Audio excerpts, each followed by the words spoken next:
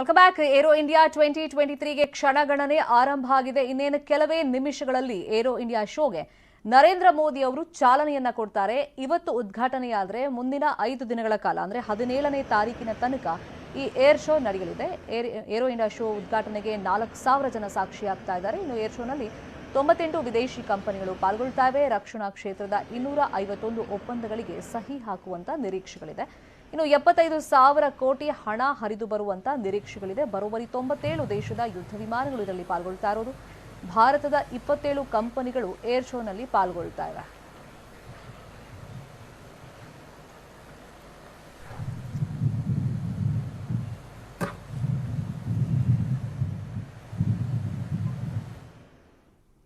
ಇನ್ನು ತಪಸ್ unmanned aerial vehicle ಹಾರಾಟ ಆಗ್ತಾ ಇದೆ. ಸತತ 18 ಗಂಟೆ ಇದು ಹಾರಾಟವನ್ನ ನಡೆಸಬಲ್ಲ ಸಾಮರ್ಥ್ಯವನ್ನ ಹೊಂದಿದೆ. ಈ ತಪಸ್ ಕಾರ್ಯವೈಖರಿ ಬಗ್ಗೆ ನಮ್ಮ ಡೆಪ್ಯೂಟಿ ನ್ಯೂಸ್ ಎಡಿಟರ್ ರಾಘವೇಂದ್ರ ಗುಡಿ ಎಕ್ಸ್ಪ್ಲೇನ್ ಮಾಡಿದ್ದಾರೆ. ನೋಡೋಣ.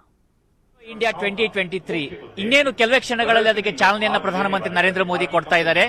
ಅದಕ್ಕೂ ಮುಂಚಿತವಾಗಿ ಭಾರತದ ವಿಜ್ಞಾನಿಗಳ, ಭಾರತದ ಏರ್ಫೋರ್ಸ್ ನ ಪೈಲಟ್ಗಳ ವಿಶೇಷತೆಗಳು ಮತ್ತು ಅವರು ಅಭಿವೃದ್ಧಿ ಪಡಿಸಿರ್ತಕ್ಕಂಥ ಸಾಧನಗಳ ಪ್ರದರ್ಶನ ಕೂಡ ಇಲ್ಲಿ ನಡೀತಾ ಇದೆ. ವೀಕ್ಷಕರು, ನಾವು ಗಮನಿಸಬಹುದು ನಮ್ಮ ಸ್ಕ್ರೀನ್ ನಲ್ಲಿ ಎರಡೂ ಕಡೆ ನನ್ನ ಹಿಂದೆ 2 ಸ್ಕ್ರೀನ್ಗಳಿದಾವೆ. ಆ ಸ್ಕ್ರೀನ್ ನಲ್ಲಿ ಈ ದೃಶ್ಯಗಳು ಕಾಣಿಸ್ತಾ ಇದ್ದಾವೆ. ಲೈವ್ ನಲ್ಲಿ ಕಾಣಿಸೋ ರೀತಿಯಾಗಿ ಅದು ಏನಪ್ಪಾ ದೃಶ್ಯ, ಅದು ಯಾವ ಸ್ಯಾಟಲೈಟ್ ನಿಂದ ತಗೋತಾ ಇದ್ದಾರಾ ಅಥವಾ ಯಾವ್ದಾದ್ರು ಹೆಲಿಕಾಪ್ಟರ್ ನಿಂದ ತಗೋತಾ ಇದ್ದಾರಾ ಅಥವಾ ಯಾರಾದ್ರೂ ಮೇಲಿಂದ ಲೈವ್ ಅನ್ನ ಕೊಡ್ತಾ ಇದ್ದಾರಾ ಅಂತ ಸಹಜವಾದಂತ ಪ್ರಶ್ನೆ ಬರುತ್ತೆ.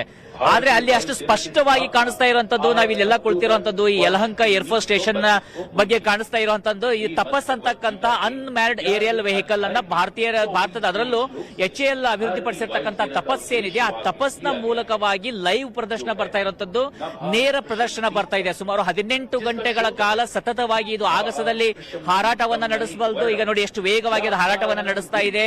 ಯಾವ ಪ್ಲೇಸ್ ಬೇಕೋ ಆ ಪ್ಲೇಸ್ ಅನ್ನ ನೇರವಾಗಿ ಅದು ಕಾನ್ಸಂಟ್ರೇಟ್ ಮಾಡುತ್ತೆ. ಹೀಗಾಗಿ ಆ ತಪಸ್ನ ಒಂದು ಅನ್ಮ್ಯಾನ್ಡ್ ಏರಿಯಲ್ ವೆಹಿಕಲ್ ಅಂತ ಏನಿದೆ, ನಾನು ಆಮೇಲೆ ಮುಂದಿನ ಸಂದರ್ಭದಲ್ಲಿ ಅದರ ಬಗ್ಗೆ ನಾನು ಅದನ್ನ ತೋರಿಸಂತ ಪ್ರಯತ್ನವನ್ನ ಕೂಡ ಮಾಡ್ತೀನಿ. ಆದ್ರೆ ಸದ್ಯಕ್ಕೆ ಈಗ ನಮ್ಮ ಯಲಹಂಕದ ಉತ್ತರದಲ್ಲಿ ಅದು ಹಾರಾಟವನ್ನು ನಡೆಸ್ತಾ ಇದೆ. ಆ ಮೂಲಕವಾಗಿ ಇವತ್ತು ಏರ್ ಶೋ ಏನ್ ನಡೀತಾ ಇದೆ ಅದ್ರ ಬಗ್ಗೆ ಸ್ಪಷ್ಟವಾದಂತ ಒಂದು ಏರಿಯಲ್ ವ್ಯೂ ಅನ್ನ ಕೊಡ್ತಾ ಇದೆ. ನೋಡಿ, ಅಲ್ಲಿ ನಮಗೆ ದೃಶ್ಯದಲ್ಲಿ ನಾವು ನೋಡ್ತಾ ಇದ್ದೀವಿ ಹೇಗೆ ವಿಮಾನಗಳು ನಿಂತಿದ್ದಾವೆ. ಅಲ್ಲಿ ತೇಜಸ್ ನಿಂತಿರೋದನ್ನ ಕಾಣ್ತಾ ಇದ್ದೀವಿ. ಅದೇ ರೀತಿಯಾಗಿ ವಿಭಿನ್ನ C-17 ಗ್ಲೋಬ್ ಮಾಸ್ಟರ್ ನಿಂತಿರೋದನ್ನ ಕಾಣ್ತಾ ಇದ್ದೀವಿ. ಇನ್ನ ಇಲ್ಲಿ ನನ್ನ ಎಡಗಡೆ ನೀವು ಗಮನಿಸಬಹುದು ವೀಕ್ಷಕರೇ, ಅಲ್ಲಿ ಪ್ರಚಂಡ್ ಹೆಲಿಕಾಪ್ಟರ್ ನಿಂತಿರುವಂತದನ್ನ ಕಾಣ್ತಾ ಇದ್ದೀವಿ. ಅದೇ ರೀತಿಯಾಗಿ light utility helicopter. Narendra Modi ಅವರ ಆಗಮನ ಆಗಿದೆ. ಉದ್ಘಾಟನೆಗೆ ಈಗ ಕ್ಷಣಗಣನೆ ಆರಂಭ ಆಗಿದೆ. ಏರೋ